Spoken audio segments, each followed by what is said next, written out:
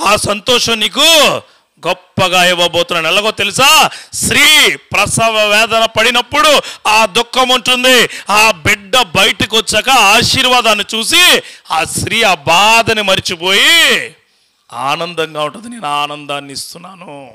తల్లితో పోల్చాడు దేవుడు. గర్భం కలిగిన వ్యక్తితో దేవుడు ఎవరిని పోల్చాడండి? మన సంతోషాన్ని పోల్చాడు. హల్లెలూయా. ఆ క్రియలు దేవుడు తప్ప ఇంకెవరు ఇవ్వలేరండి. అందుకే చెప్తున్నాను. రెండో మాట ఏంటంటే, నీ పంట ఎప్పుడు సంతోషంగా ఉంటుంది. నువ్వు ఎలా విత్తితే అది.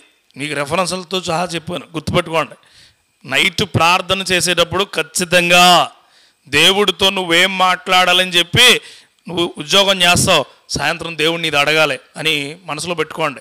కష్టం ఉంది, సాయంత్రం అడగాలి. ఆర్థిక ఇబ్బంది ఉంది, సాయంత్రం అడగాలి. ప్రభువుని అడగాలని చెప్పి సింగిల్గా వెళ్ళి మోకరించి ప్రభువా అని. విత్తనాలన్నీ ఎక్కడున్నాయి? నీ హృదయంలో ఉన్నాయి. విత్తితే ఏం కోస్తావట చెప్పాడు ఆయన. ఏమని? సంతోషగానముతో పంట కోసెదరు. ఇంకొక మాట చెప్పాడు కింద.